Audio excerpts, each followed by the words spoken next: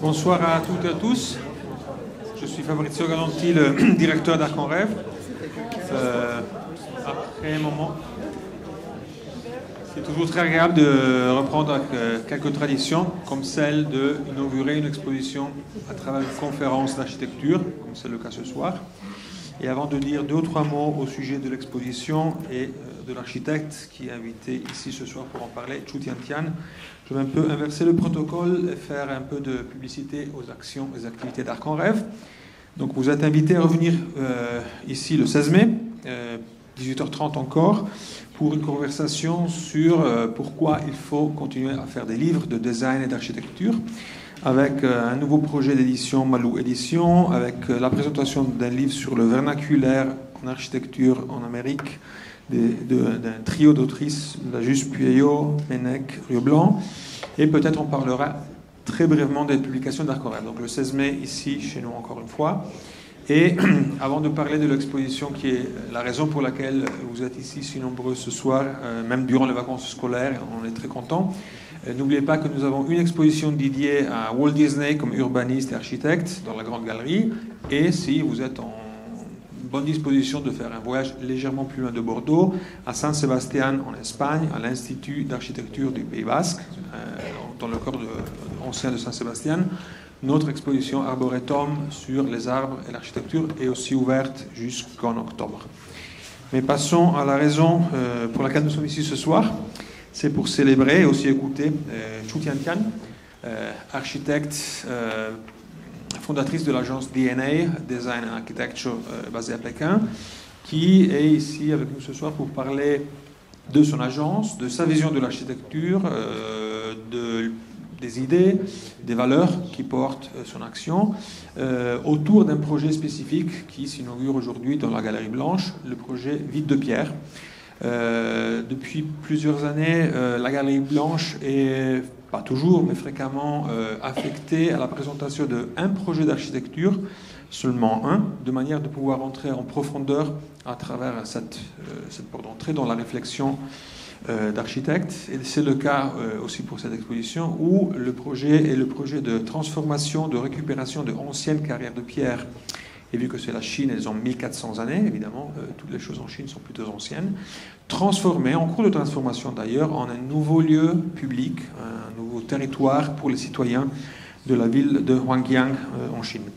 Depuis un an, ou légèrement un peu plus d'un an, on a commencé une conversation, un échange avec Tiantian, avec une sorte d'attraction réciproque, nous envers son travail que nous connaissons depuis un moment, elle peut-être envers les vieilles pierres de ce bâtiment, les vieilles pierres aussi d'Arc en Rêve, qui quand même ne fait pas 1400 ans, mais a déjà un peu de bouteille, pour trouver une manière effectivement de développer un projet qui soit en même temps, comme ça a été fréquemment le cas pour Arc en Rêve, un regard vers une pratique architecturale peut-être un peu éloignée de nous en termes de kilomètres, mais qui a des raisons de raisonner avec ce qui se passe autour de nous, parce que c'est pas anodin le fait que 1500 carrières de pierre, d'ailleurs une pierre très similaire à celle que se retrouve en Chine, parsèment le territoire girondin. Et donc un peu le dialogue s'est construit. Pourquoi ne pas imaginer de montrer ce projet d'intervention très légère, très délicate, très sensible dans cette carrière de pierre, aussi comme un outil dans les mois qui viennent pour mener une réflexion sur ce que pourrait être fait dans les territoires qui sont plus proches à nous. Justement, hier, Tiantian a visité Saint-Émilion, on discute avec le maire de Lyon. Il y a des hypothèses de amener ce que nous croyons est une vérité, le savoir architectural comme un savoir qui va au-delà des frontières et des différences culturelles. Donc ce soir, Tiantian va nous parler de ce projet qui va s'inaugurer durant le courant de l'été. Pour nous, c'est très intéressant de travailler sur un projet en cours. Donc c'est une exposition vraiment vivante, c'est une exposition vraiment qui ne s'installe pas sur un projet abouti, mais vraiment vous allez voir aussi dans les matériaux très beaux, les photographies, les vidéos, en cours de processus. Et c'est un peu ce qui caractérise le travail, comme vous allez voir, de Tiantian, cette idée de décaler, disons, l'intensité du projet architectural beaucoup plus sur la question de processus, de dialogue, de construction d'une communauté, de réflexion sur un territoire de l'architecture qui va un peu au-delà de l'objet. Il y a des questions de production, d'agriculture, d'économie qui sont inhérentes à son action. Et l'idée, c'est que l'exposition soit en condition de transmettre cette richesse. Alors l'exposition de ce soir et comme toujours possible grâce au soutien de la mairie de Bordeaux Métropole, du ministère de la Culture à travers la direction de l'architecture et du patrimoine, la direction régionale des affaires culturelles Nouvelle-Aquitaine, de la région de Nouvelle-Aquitaine. Elle est possible grâce à nos partenaires privés, Aquitanis, le fonds de dotation Quartus pour l'architecture et Unicalo, mais aussi elle est issue d'une vraie collaboration, un vrai partenariat avec la Chine, parce que une partie, vous allez voir, l'exposition assez importante de l'installation a été assumée financièrement par le département de la culture, la transmission, la télévision, le tourisme et le sport du district de Huangyan et le Taizu Huangyan Social Development Group, une compagnie qui a soutenu financièrement cette initiative. Pour que l'exposition se fasse, évidemment, notre plus grand merci est à Tiantian et à ses équipes qui ont travaillé de manière intense, intelligente, généreuse avec nous, avec un échange très fluide. Aux équipes, à l'équipe d'Arc-en-Rêve qui, comme d'habitude, a travaillé de manière fabuleuse, avec un grand travail collectif. Néanmoins, je tiens à faire une méchanceté envers ceux qui ne seront pas cités. Je tiens à citer 3 personnes en particulier ce soir. Cyril Brizou et Denis Danov qui ont assuré le parti spatial de l'installation. Et Wang Kai, chef de projet, commissaire, qui a travaillé donc, au dialogue pour que l'exposition réussisse à avoir une relevance par rapport à notre contexte. Et aussi un fabuleux agent de connexion entre des cultures assez éloignées, comme la chinoise et la française, mais vraiment éloignées que par les kilomètres et pas vraiment par les contenus et la manière de faire. Donc merci à tous. Je vais céder la parole à Tiantian. Le format, pour ceux qui sont déjà venus ici, je vois beaucoup de visages familiers, est le même. On aura donc une présentation suivie d'un peu de questions-réponses qui peuvent être adressées soit en français, soit en anglais. Et le tout sera couronné par un petit cocktail sur la mezzanine, donc au même étage des 2 expositions. Merci à tous.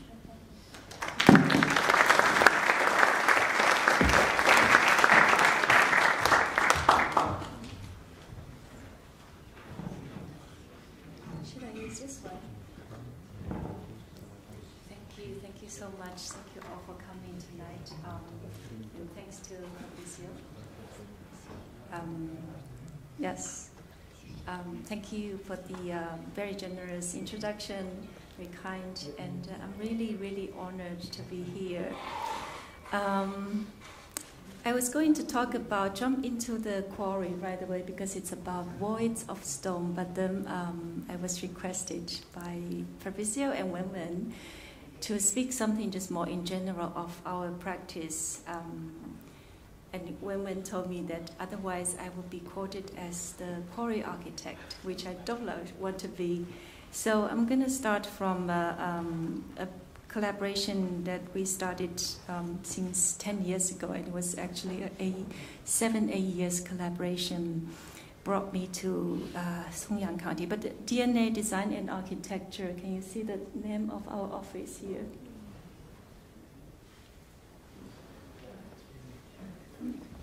Can we have the screen on? Thank you. Our office is called DnA Design and Architecture. About 20 years ago, when I first started our practice, it was very difficult, to get a name, or maybe because I was too lazy. Then I just thought about why don't this is what we do, design and architecture, and we just put it together. It's anonymous, but it also stands for something really basic. And now after working almost 20 years as an independent practice, small office in China, we realized that design and architecture, this is really our instrument, our language, our means to engage, not only to make buildings, definitely not, but rather to engage with a much bigger societal context. So 20 years ago, when I first started, we were working with, of course, always with the smaller projects in the beginning, with the artist village out of China, and also also with art centers and collaborating with the contemporary Chinese artists like avril or curators like Li Xianting. So that was really a process I think was very inspiring for me to understand architecture from in space, I would say space, and creativity from very different perspective, not only with architecture, but something maybe even more provocative. But when you come back to architecture, then everything for us actually, especially after we started to work with the rural in the countryside, very rural, very remote area in region in China, design has to be somehow much more, well, definitely functional, and we were talking about this, and in many ways, design and architecture is really for necessity.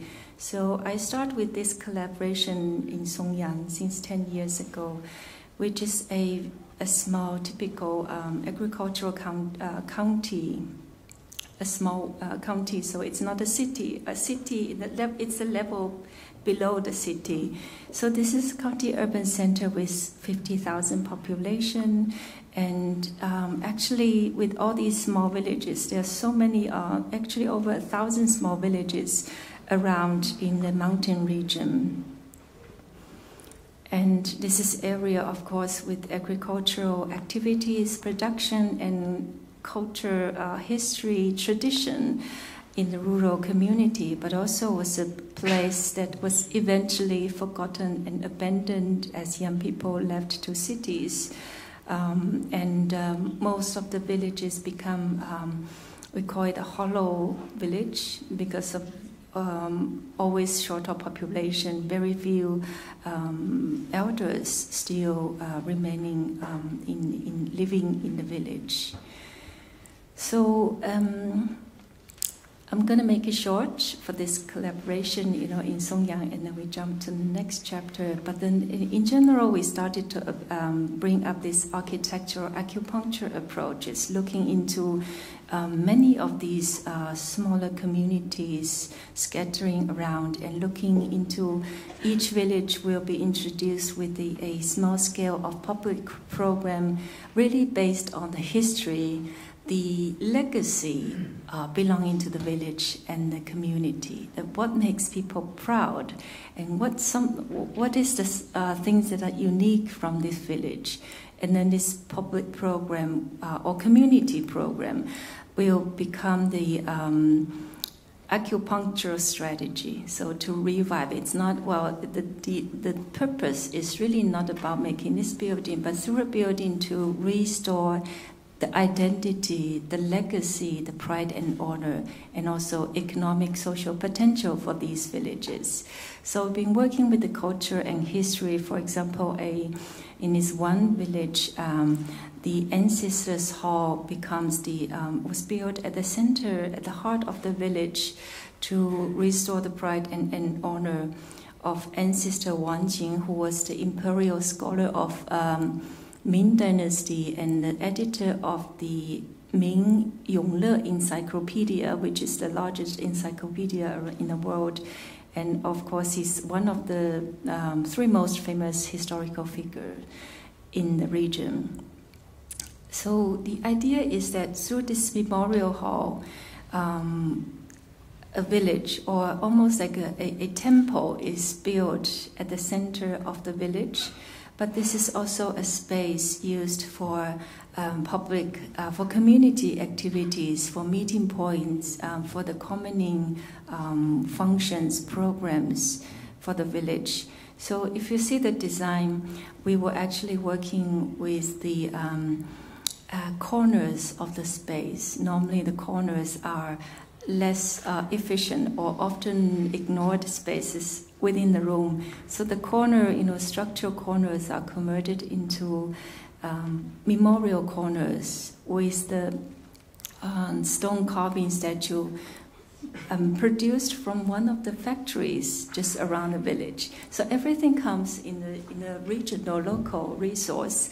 And also to free this articulation of the space, create a sequence of the life moments of ancestors' life story, but also free up the space for community gallery activities.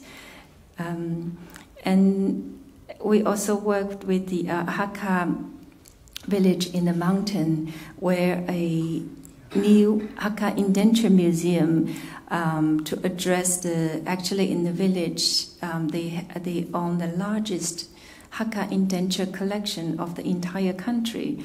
So an indenture, if you don't understand, it's actually basically the contract, the legal documents, everything, every activities is written down on paper as the contracts or the legal documents, which is really the legal foundation of a Hakka society. Hakka means the guest family.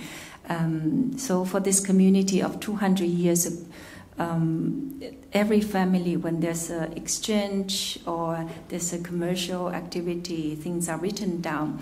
So we take this as a starting point to restore this Hakka heritage for this village in the mountain. And this indenture museum also becomes the opportunity to revive a local long-lost masonry building technique. So we were able to work with the three, actually much more, I wouldn't say elder, but the skilled, in the older age, skilled workers and train over a dozen young workers on this crafts. We consider this also a building heritage, a hands-on crafts. And you can see this is very common building techniques in the region, like the other houses, stone masonry houses. But also we consider this is very beautiful technique, also the expression out of the local material. And so we worked with the light and dark, of course, and then keep the creek on the existing original creek on the site becomes the indication of the space. And once you are in a dark space, also the sound of the water, the air, the temperature becomes more prominent, or you're more inspiration for a investor coming from Shanghai. She visited this village. She liked the village, and she really liked the museum. This actually we call it museum, but it's more like a pavilion open for everyone, just for villagers and general public. And she was motivated to invest next door to renovate the cluster of adjacent abandoned houses into homestay business and hire local women from the village as the worker.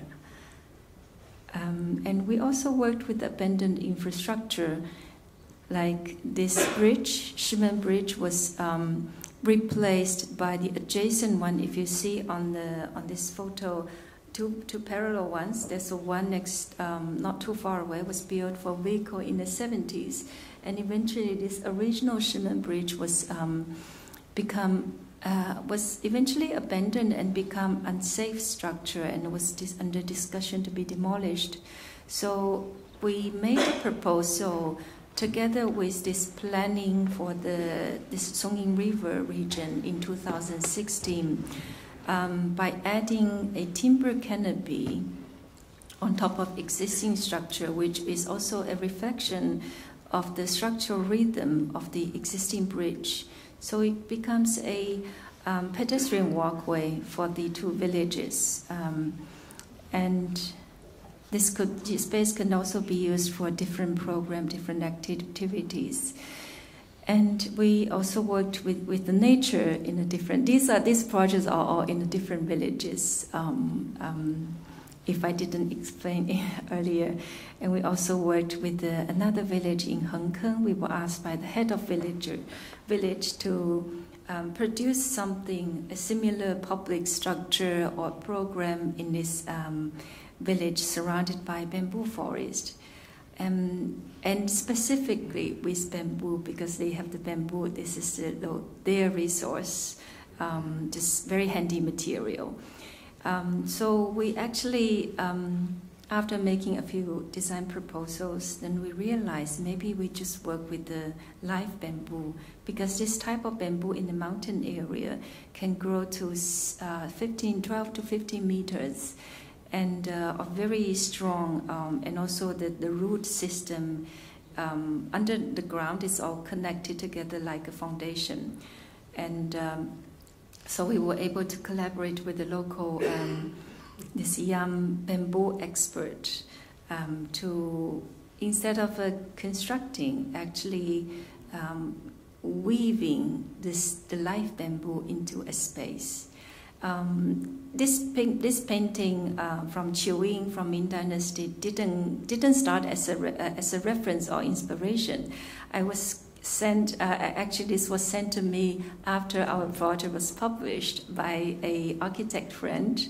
So, but I always take it as a, you know, as a one of the picture to show this is actually the spirit staying, you know, person in harmony with the nature, in a balance, and really at ease. This about the scholar enjoying himself in the nature with the bamboo structure.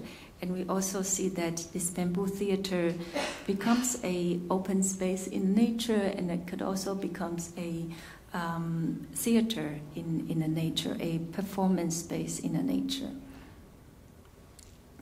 And working in the rural region, we of course we cannot go around agricultural production, and this was actually the process. Really, eventually, each village. Well, we realized that each village has some very unique production, and for example, for this Xing village on the flatland, the brown sugar is best known in the entire region among the 9 counties of Lishui city.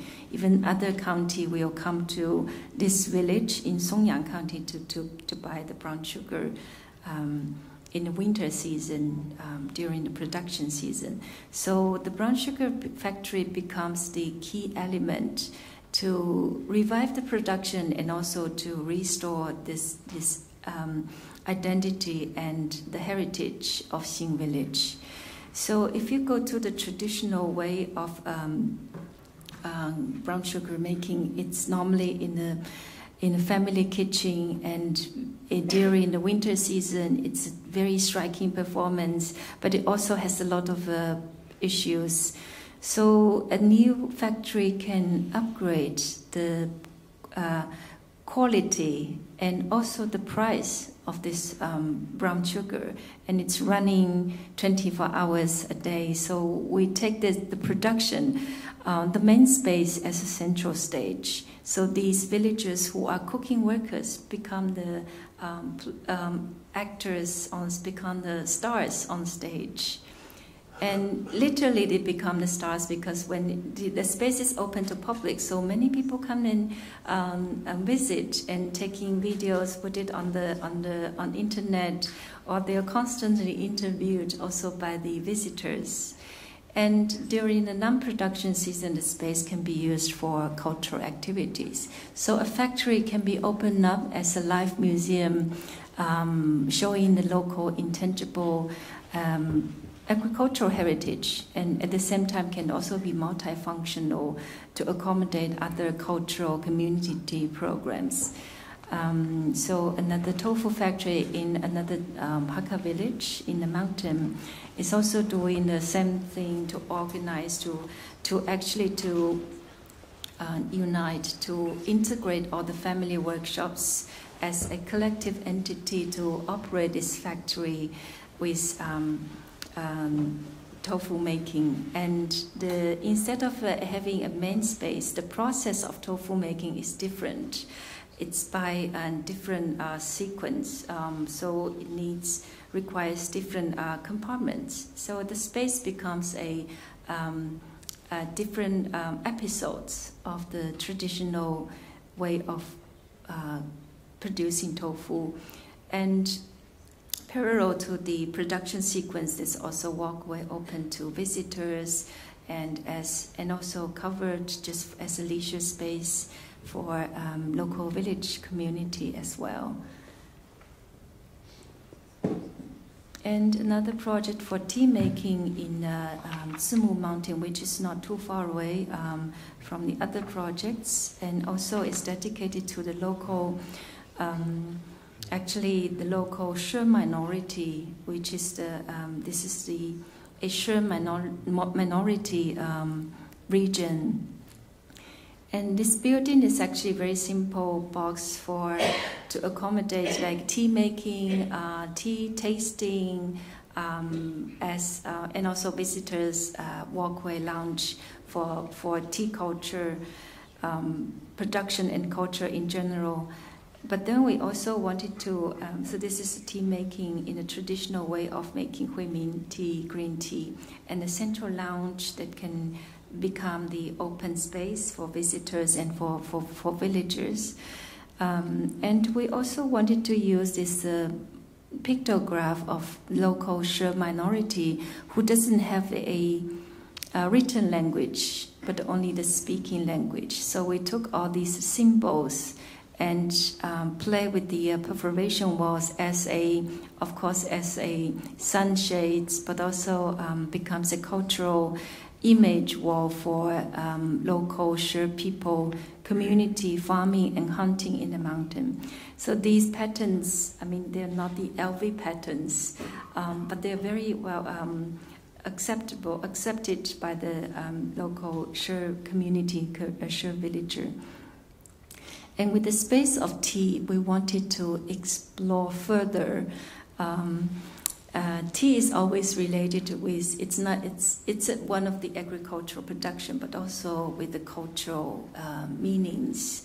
So we started to look back to the agricultural calendar, which was really maybe the base of all these Chinese philosophy, how human people living in a nature, really following the pattern of nature and also living together with other species. So 24 solar terms is based on the seasons. It's called agricultural calendar. And also we have the zodiac hours and 12 zodiac hours a day instead of 24. So from the sunrise to sunset. And we took the summer solstice. This is the day that has the longest daylight, right, and hours, and also it's the most celebrated day of the year through the world, through all the cultures and religions. So this becomes a starting point for us to really to engage this agricultural calendar and also with the zodiac hours, somehow the cultural message that we wanted to deliver with this piece of building. So you can see that this is a box, functional building volume, but intersected with the 8 light tunnels. Each one is directing by the orientation is really by the sun angle during different zodiac hours from sunrise to sunset on summer solstice day. I hope you understand. This is actually, it's quite complicated, but actually no, it's very simple. Summer solstice day, and then think about the hours as the zodiac hours, which is based on the animal activity patterns. So by doing this, the light tunnel will really direct to the sun, by different hours. And also the light could only enter the space. The direct light could only enter during the coordinated, correspondent hour. So that gives you, I hope this works. No. How does it work? this is a time elapse of how it's running. So from the sunrise, which is rapid hour, and then it goes, light really goes through the space. You could tell what zodiac hour it is. So by noon, it's the horse hour.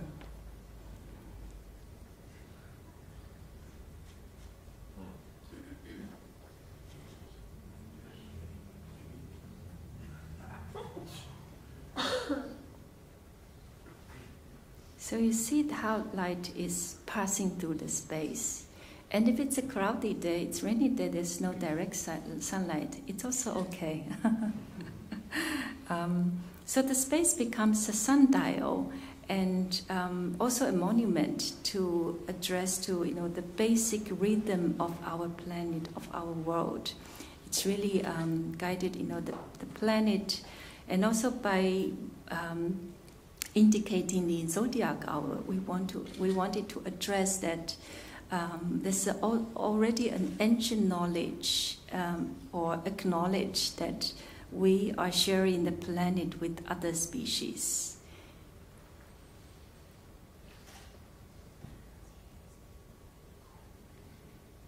So now it's a current project. We're going to go from mountain to the ocean. It's actually a small island in my hometown, home city. And this is a home island of Mazu, the goddess of sea. The name of Macau is by Mazu. That means Macau means Mazu, the temple of Mazu. So she's the goddess of sea that is worshipped by global Chinese community. And so the island attracts 3 million visitors, pilgrimage visitors or tourists every year. But people only come to the top of the island, the north part of the island where the temple is, and very rarely visiting the other part of the island. The island still has 40,000 people, inhabitants. And it's quite a dense, in some areas it's still quite a dense urban fabric, and also with 11 villages in total on the island, but completely ignored by the pilgrimage, and it seems like forgotten, even though Major Island is such a popular destination for most of the Mazu pilgrimage. So we were invited for potential project. In the beginning, was the invitation was as a iconic museum, like normally we would have in the cities, right? And then after research in this area, we made a proposal that actually the island, you have such a giant statue of Mazu, the goddess. You don't need any more iconic buildings, but you can work, instead of making one iconic building, maybe this could be a cluster, smaller buildings or spaces going around the island, really interacting with the different communities and local to understand it. This would be a community center for sure, but then also can carry with the other program, like for visitors or for the cultivation in general. So we've been working with the oyster cultivation, which is incredible ocean farming production in this area, and we also worked with the seaweed incubator. This is a seaweed production on the mudland as well, and then the seeds are always incubated underneath the water in a workshop, in a workshop room. This is original production space. So we see that this is a really beautiful space and structure, cultivation, where the seeds growing underneath the water for 8 months in a year. So we've been adapting this as the proposal for a a new seaweed incubator, of course, with the production as the center. This is the facility structure, facility building. But at the same time, we can also introduce another layer of our social, educational, or cultural or leisure program on top of existing functional production space. So that becomes a space, you could say it still has the production function, but it's also a cultural space with educational rooms and also a leisure program for visitors. And the mangrove cultivation, this is also new knowledge for us. Actually, all of these are new knowledge for me, even though I'm from the region, from the city, and I didn't really understand, didn't really have the knowledge about these ocean farming, marine culture, or ocean ecology until this project. So this is a mangrove is a very intelligent system along the mudland, along the coastal line to restore the ecology and also for biodiversity. So the proposal is only to reuse the abandoned fish pond because of the plantation of the mangrove. The space, the fish pond is not for cultivation anymore, but really as a shelter for species like birds, clams, crabs, or fish. So it's an architecture not for human, but rather for other species. And of course, it's a minimal intervention, but we want to discuss it. We always say human-centered, but eventually that becomes human-only in the architectural discourse. And even the concrete, we were testing for the material, for the steps for young researcher to see this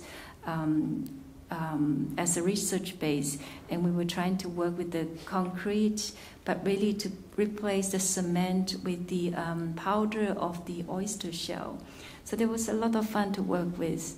And of course, the water treatment is for island, fresh water, even the wastewater is a precious one. So we took this original ancient form of pond, collecting rainwater, filtering wastewater, and to introduce a facility next to an abandoned vegetable farm. And we also have to calculate the amount of water is enough for the daily or for the routine irrigation to reactivate or revive this vegetable farm. Because these days everything is shipped from the continent by shipping, coming in by ships, the fresh water and also the vegetable. But they're always like the extreme weather, extreme. Like last year, there was a month in May that the island was cut off by typhoon, by rainy season. So this is really to try to rebuild up this resilience and self-sufficiency, to revive this vegetable farm with wastewater treatment. And of course, this is maybe this is really the fascinating fish cultivation underneath the ocean water, but the floating structure by the local fishermen are incredibly functional and also beautiful in that way. So we wanted to work on the existing system, but just to help to reorganize, maybe to clean up with the trash and also to work with the different types of cultivation together. So now, and after all these practice in different region, in the rural region, we eventually realized that architecture and design can also become can really provide solutions. So this is a chapter back in my home province in Fujian, and I'm sure most of you know about this Tulou building, which is a World Cultural Heritage. You know, the traditional ram earth and timber structure, and in the 2008, 46 Tulou buildings become World Cultural Heritage. But there are many more. There really there's thousands of Tulou buildings in the region. And Tulou was first built as a defense structure, and at the same time also for collective living. So the most ancient Tulou by now is 700 years old and still working with original inhabitants living there, which is really a modern concept. We found it really incredibly fascinating as a structure, but also as a social structure, social system in the region. So each Tulou can really accommodate hundreds of people living. But actually with the current condition, because the Tulou buildings are losing the original functionalities, like either for defense or for co-living, a lot of people moved out, built their own houses around. You see some of the villages.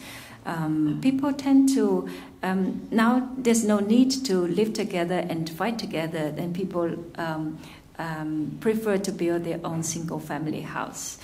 So most of the Tulou are abandoned.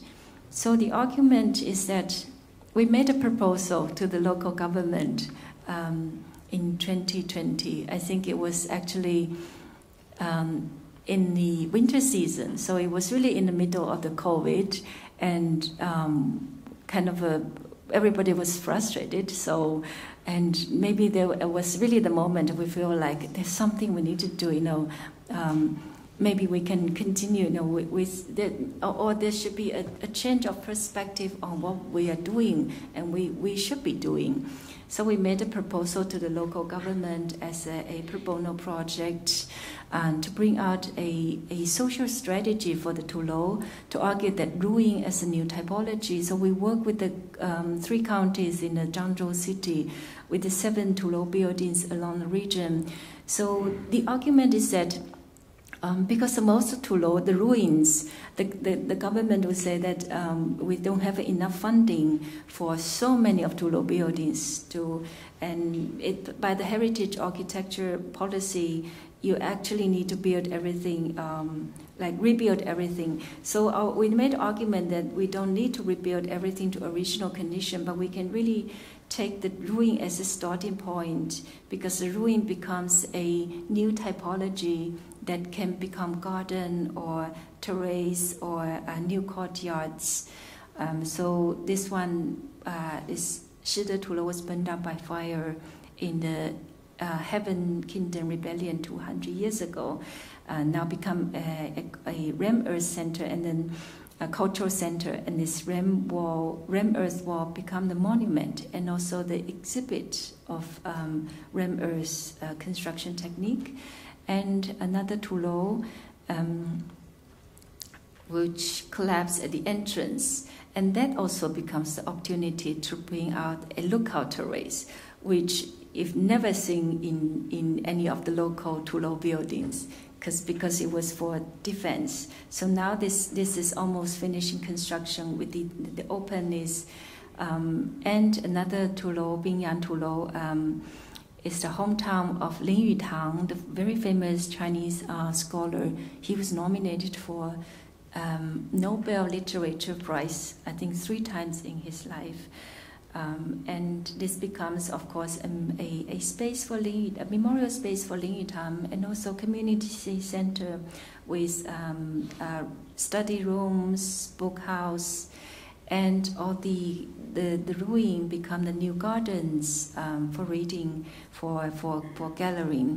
So then, in the end, ruin actually become the new opportunity. But actually, it's much more economical and practical strategy for the local Tulou situation. So now we have 7 Tulou building finishing construction very soon. So now I'm gonna. This was the exhibition in SCD last November. We presented all these broken models. So now I will start with the voids of stone. I hope that's a correct translation. But actually, there's a continuation, there's a similar pedagogy or philosophy behind of how we see architecture and how we practice architecture. So cave is always, you know, from even the prehistorical cave in France was already indicating the human trace, you know, drawings on the wall. So there were human living trace. And just by coming here, yesterday I went to visit Saint-Emilion with the underground quarry and also the monolithic church, which was really, really fascinating. This is what's underground. Maybe it's much more powerful, appealing. And I would say this is a huge public assets. There's a huge potential with all these underground spaces. So in China, this was probably the first written record of a cave, of people living in cave. It was by Mozi from the Warring States, the philosopher from 2600 years ago. He was talking about ancient people used to live in caves before they knew how to make buildings. So for him, 2600 years ago, and he was mentioning the ancient people. So they're always from the Shanding Dongren, which would be much, of course, I think 60,000 years ago, and ancient cave living relic, and also the contemporary cave living tribe still in Guizhou, in southwest of China. So people used to take all the space, you know, as a shelter, to live in this space. And cave also has a lot of very, very rich cultural metaphors in China, in Chinese history, like Dongtian, the cave heaven, if you translate literally. It's the special term by Taoism. So at the moment there are 10 big cave heavens and 36 small cave heavens all around the entire country. And they indicating actually these spaces are built for immorality and also about human and other inhabitants, you know, living in harmony and for eternity. So they're always, you know, this is very big part of the content in the Chinese traditional culture. And Taoism is taking over the natural caves as their spiritual space. And you know, the Buddhism in China is rather carved into the space, the mountain, the stone mountain, with this statue as sacred space. Similar to the church, monolithic church in here. And I also want to show you, this was an ancient quarry abandoned, and later on just local people, of course in the ancient time, converted as a pilgrimage space as well. So this is more like interacting, really humans start to excavate, to extract from the stone. So what is the modern meaning, contemporary meaning of cave, especially with quarries? So that's what we wanted to present today with actually 2 quarry projects by this talk, and also 1 quarry project downstairs at the exhibition hall. So I start from this project 2021, three years ago. This project was done it's in Jingyun County, neighbor county of Songyang. So this is the county with over 1,000 years of quarrying history, but was mostly closed down around 2000 and still left with over 3,000 abandoned quarry spaces in the entire county.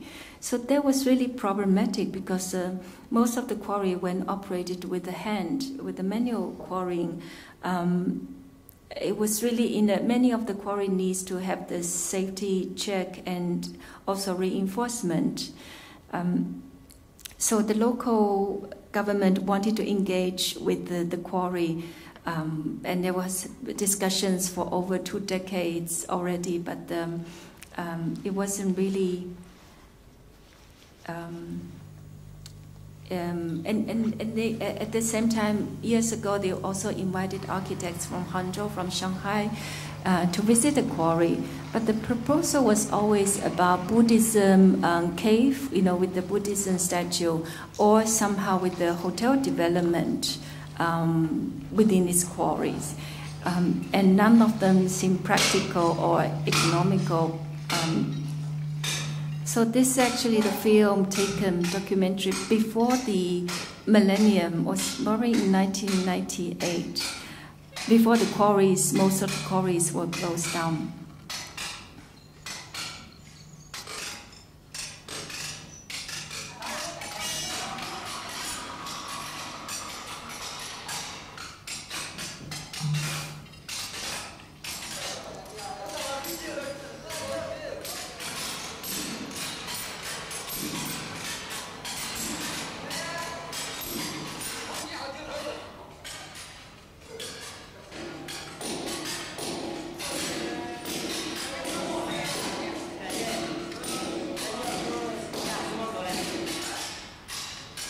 This is probably the same technique you have in this region, because it's also tough. It's tough, right? And so I'm only showing this, the part of the film that it's very harsh labor work. This is, and there's also part of the workers carrying stones out, because some of them are maybe 400 kilo, and it was carried out by human labor. So it was very, very intense labor work. And then we wanted to show you the interview of this quarry worker. He was very, very passionate about the quarry, and he was really, really happy to see the quarry finally start to make something. 大概最早的时候，70年代开始打的啊。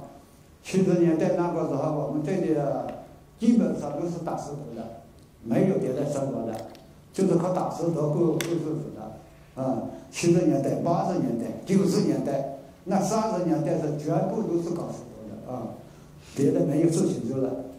到90之后呢，有的就是不打石头了。 别的是工作去了啊，所以以后呢，这个下面这个是有机械化了，有机器具了啊，不是人工打的。我就是讲这个的，我是16岁就打石头了。这个红家，那以前我们打石头是很苦的。早上6点钟就到这里了，到了山上去了，到晚上6点钟，一天到晚。那个时候呢，饭了10多包，打石头是饭了10多包，一天打。大概。And he was really happy with the construction site. He came to the construction site to check the progress every day, literally every day. And this is a young villager in the region. 这些石窟呢，其实对于我们晋语人还蛮有意义的，因为在我的印象当中，就是我们爷爷那一辈有好多人都是以采石为生的，就在80、90那个年代。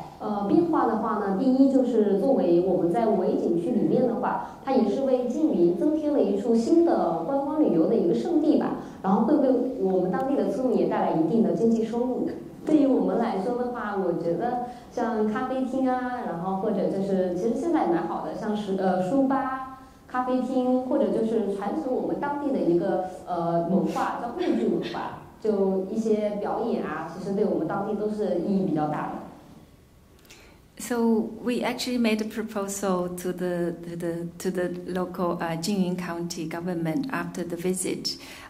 Instead of working on other projects, because at that time they were planning to build some public cultural facilities in the region, but then we made the proposal that instead of making new buildings, we should use these abandoned cave spaces and see and apply with a program that is really based on the different quality characters of each quarry.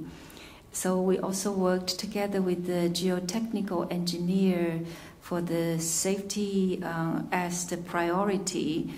And the design is actually minimal to, we finished 3 quarries. This was the first one actually of the cluster. And the program was really based on the quarry workers' request to have it as their live demonstration space.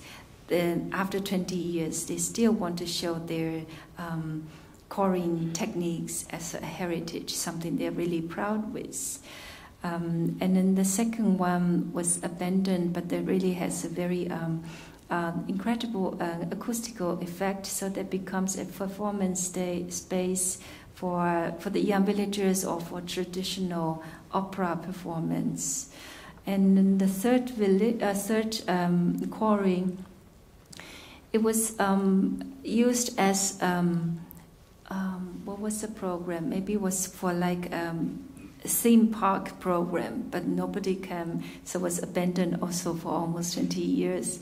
And then we took this as a starting point to introduce actually a program that is public, more cultural, as we call it Book Mountain, but this is a reading area taking existing terraces. It's dedicated to the local cultural and literati and calligraphy tradition heritage. And at the same time, because all the program were discussed with the local quarry workers and the younger villagers with the community, they didn't want something too nostalgia. They have really the quarry space for them that is so very emotional and very sentimental space. So something that at the end our work is really to help the quarry workers or the community by applying a layer of public platform or walkways. So, and then the entire space is not, of course, it's not made by architects, and I don't think any architects can make more beautiful space than that. This is the work out of the anonymous quarry workers, as I would say, as collective work by the quarry workers, but really by through generations. So in this way, what architecture and design could do is to reveal and to facilitate what was already powerful in this region, in this specific place. And we wanted to dedicate this as the project as the monument to the quarry workers in these villages. So now comes with the Huangyan quarry, the project that is at the exhibition hall. It's still under construction, but the context is quite different. When the Jinyun previous quarry was much smaller, 200 square meters as a footprint, and was in a remote area with villages around. This Huangyan quarry is at the mountain, but really kind of approaching by the urban sprawl. You can see starting from 1400 years ago, and the mass excavation was during the Ming Dynasty 800 years ago. It was really a quarry production for over 1,000 years until in the recent decades it was stopped. And the land, you see the housing development already coming to the mountain, and on the right hand will be a future housing development really taking over the flatland. So this is quite a rapid growing, a region with a rapid growing economy and development. The land is very valuable, of course, and very expensive. So after 5 or 6 years of planning for this abandoned quarry, there was the scene at the moment in the 90s was taken as the theme park and was abandoned for almost 20 years. And again, it's unsafe structure after being abandoned. But still you can see this incredible space, and these are all by quarrying. These are not natural space, but rather by quarrying. So we wanted to preserve the beauty of these, the geometry, and then the water, and also, the mineral on the stone wall become large, very massive abstract painting figures. And so to open up this quarry as an urban living room, to accommodate, so it becomes like a place that we can understand maybe the local Huangyan culture, the nature, and also to become a showroom for visitors as a new cultural public facilities belonging to the city. So instead of making new museums or new libraries or just a cafe, leisure spaces, all these programs can be adapted by the existing abandoned quarry. So the idea is that, like the previous project, the quarry is the existing architecture, and with the adaptive reuse of new programs. So the entire cluster, 3 clusters, are underneath the mountain. The total area is 20,000 square meters. And we're showing the quarry number 1 today. So the design is actually, you see, this is the main level for activities. So our design intervention is only to introduce the circulation with the access by regulation, of course. And then to provide a few stopping moments with enlarged platforms or rooms by reusing, really based on the geometry of the quarry, existing quarry space. And this is under level.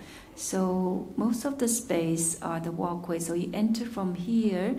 And then on top of this, we are actually introducing the scale of human scale with activities, really as a contrast to the industrial scale of the quarry. But at the same time, also a layer of infrastructure with the bridges coming inside.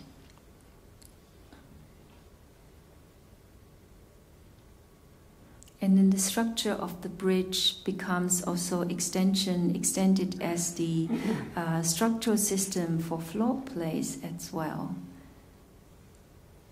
It's a cafe under construction.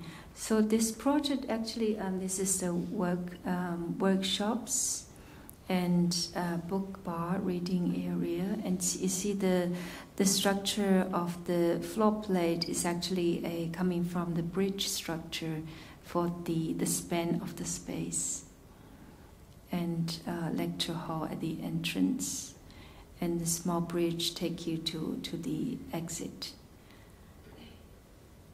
The project is finishing its construction and open to public this summer. And so actually for this 20,000 square meters space and garden in both interior and outdoor, the total construction budget is less than 10 million, less than 10 million euro. And so that means it's about 450 euro per square meter. And the construction time is about, from the design to finish, it's about 16 months. So, and it really brings enormous space and really overwhelming, powerful space. Very unique space as well, facility for the local, for this city. So if we could do it in China, in Jingyun, in Huangyan, both urban and rural, I think you could also do it here in Porto, in Saint-Emilio. And so these are the details how the excavation of stone become, smaller stone become reused as for the railing system. So you're welcome to visit the exhibition downstairs. Thank you so much.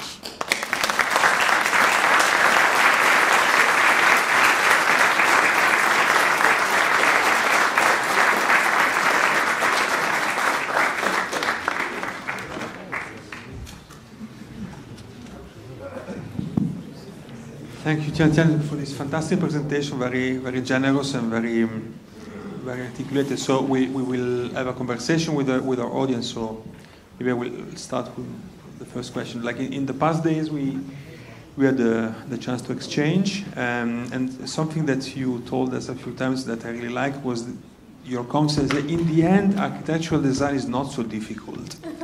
And you mentioned where things get complicated is about negotiation, constructing kind of idea of the collective, understanding economy, seeing design beyond the object. And I kind of like this desacralization of the myth of the suffering architect and the genius, and that design is complex. And so you have, I think, a very interesting attitude to that in the end, doing stuff as architect is rather easy, and you should move your energy to something else. So I would like to ask you if you could explain it a little bit, what you were meaning with that sentence, which I think is super stimulating for architects. No, I think,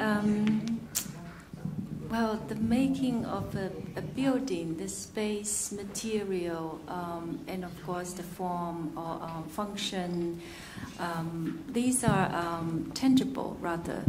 I think I've been saying that it's dangerous to make architecture only beautiful, because this is, the profession is going. But actually, I think there's really a huge potential and capacity for architecture to, when you engage with the very, larger social, societal context, you can really make an influence. And really be more effective in fixing things. I always call it that when we start a project, it's a diagnose process, and then the design is the remedy, the solution for the issues, for the problems. So for all the projects, what we wanted to do was not only making a beautiful space or building, but actually has many more layers with the economic potential, social potential. See, in the Huangyan County, after working with the 5 years already, we've seen young people moving back to the Huangyan County because they see something new happening in their home villages, in their home county. So they had the motivation to move back with their experience from the city and really coming back and starting new businesses. And they were optimistic. They become optimistic about the home village. So it was already 6,000 people moving back, which is really a big number compared to the entire population in the region in this very small agricultural county. So this is what I wanted to say. By the effect of architecture is not only for appreciation of the beauty. No, it's many more, much more, and many more layers. Even with the cultivation, we definitely, on one hand, for these often forgotten community or ignored region, we wanted to bring the new potential to for the urban, for this local circulation, both urban, rural, but also circulation within this region, within the area. So by doing this, it's actually also formulating an economic circulation. So that's why the brown sugar price went up 5 times in just I don't know by now after the factory was built. But this is really important. I know that economic side of architecture or social architecture is maybe this is what we see the most important. Also working with the quarry by providing a solution that can reuse the space, but definitely not over design, over construct, just with the necessary only the necessary economic the necessary budget for the, so it works for the local government, of course. I think this is aspects when you want to engage with the public projects. The economic side of the architecture is definitely maybe the most convincing. And then, just before giving the mic to the audience, I have a second question or comment. Like, I have the impression that for you, heritage is not at all UNESCO, which I really like, and I shouldn't say that in Bordeaux, because heritage is always something that in your project is activated, is played with, is modified, is not something that is crystallized in a kind of ideal past. Like when you were showing the Toulon, where you make balconies, which you were saying this is not what traditionally Toulon were all about. And I would like to understand a little bit more about this notion of heritage, also because in Europe we have a very banal idea, oh, China is such a fast society, that they're wiping away history, there's no attention to heritage, which I don't think it's really true. If you could tell us a little bit more how heritage is playing a role in your architecture, but also in the cultural and social discourse today in China, it could be very interesting. No, you're right. There's definitely an urgency that in many already quite developed area, the heritage is gone, and actually at the rural side, you could see the real side of China in the rural villages. See how people living in a traditional way, making a traditional way of living. And still carrying with this traditional ritual way of living, with the celebration.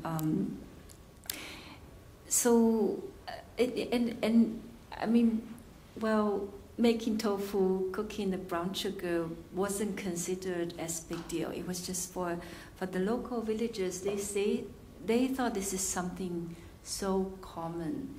But for me, coming from the city without knowing all these techniques, I found it really, really beautiful and poetic, of course. So this is when it's something, it's really the daily routine, and also the cultivation around the island.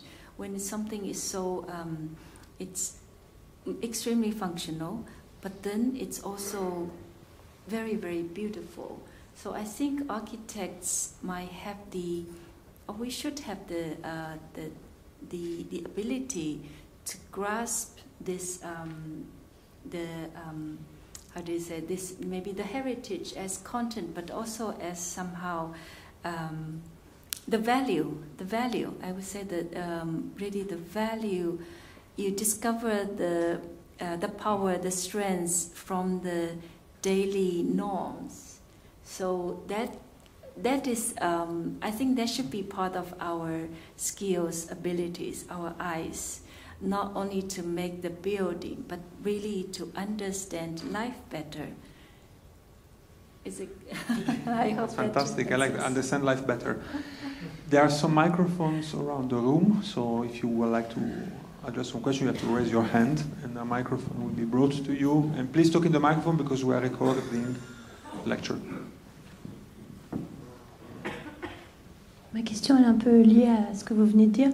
I'm wondering if all these projects we saw are promoted because there is an aim of ecology in the Chinese constitution. So maybe there is for that I think the new line of ecology in the Chinese constitution. You mean the projects we are working with? I mean, if you look at Toulon and also look at the quarry, in many of the projects we try to engage with minimal intervention and also try to reuse existing structure or infrastructure. So I think it's the way that we respond to also the ecological challenges, right? And also, by doing this, it's more economical again. So that, I mean, everything's in integration. It's not separated. That when you want to go, I think that they're all integrated. The heritage and working with the minimal means, it's already ecological and economical, no? So the sustainability is not only about the ecology aspect, but also the cultural sustainability, economical sustainability, social sustainability, definitely. So I think it's all, I mean, we never separate, like this project we want to focus more with the economical side and the other one more with the ecology. No, I think everything comes in integration. So you're working in this area to help the circulation. The circulation can bring in a new economical potential as well, and also social, for especially to change the mindsets of both local people and those young villagers who left the home village to the cities, can see the potential, they see the new hope or new possibilities back home.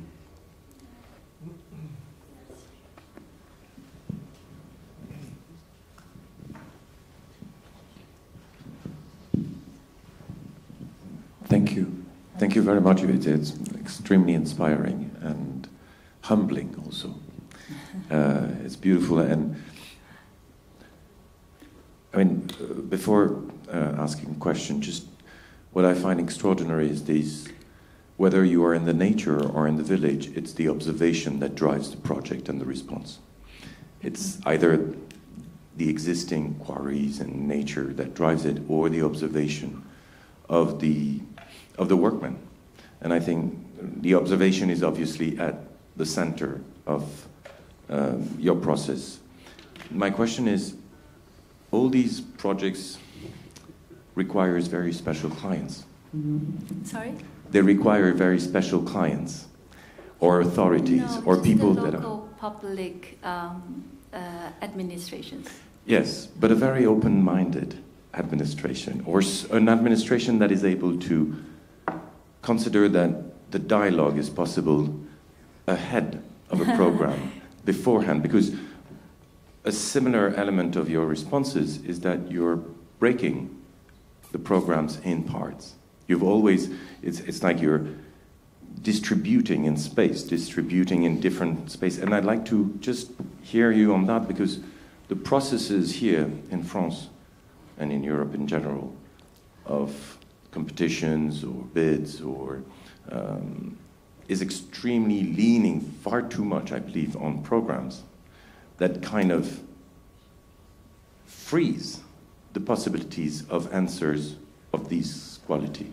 So are you making a comparison that which country is better in that No, way? no. No, I'm wondering... Which government is doing better? No, I'm not comparing a country. I would like to know what is the mindset of yes, I'm joking. I know. But I would like to understand the mindset of the clients and the local authorities within coming to you to do such a proposal. I think you can do better here. I definitely believe it. When we started, it was extremely difficult. But after 10 years, we keep on making proposal. You know, we took ourselves the position as a citizen that we have to write with our professional skills, experience. We have the right to bring out something, a solution for a local symptom, local issues, right? So, of course, there's tricks of the proposal has to be economical again, and could be easily executed without too much of complications. So the design itself, that's a strategy. So that's why I keep saying minimal intervention. It's also a strategic to convince the local government, local people, local community. The beginning was very, very hard, but eventually it gets better.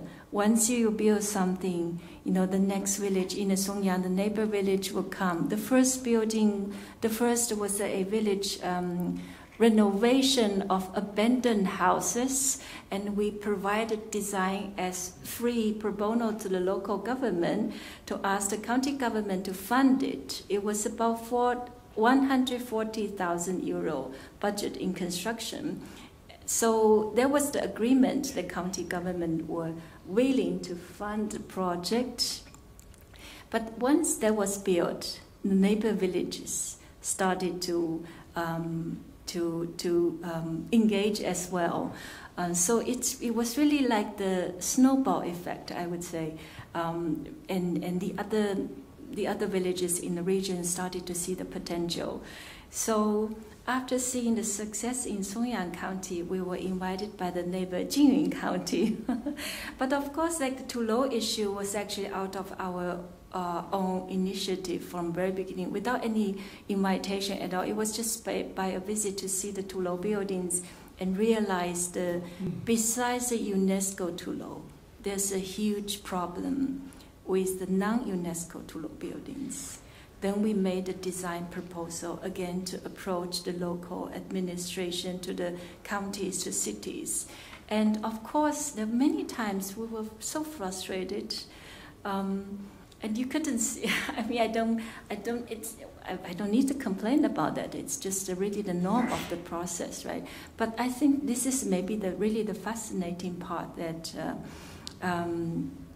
the process is maybe the most important, and the rest is the results.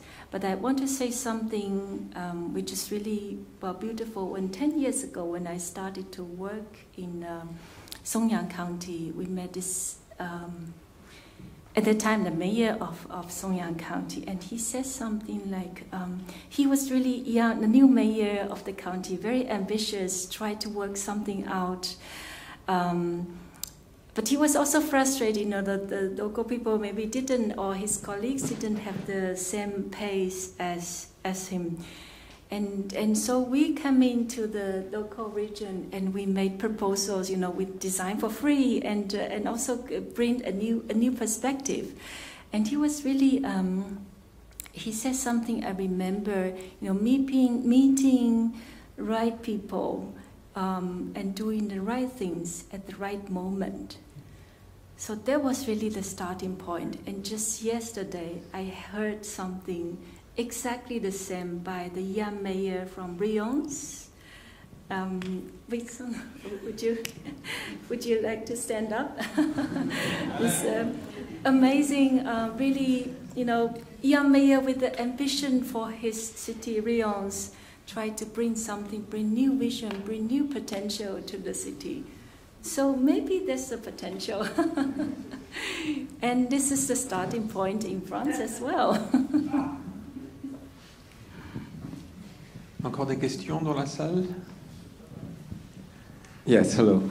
I also want to thank you for this profoundly anthropological or maybe anthroposophic talk.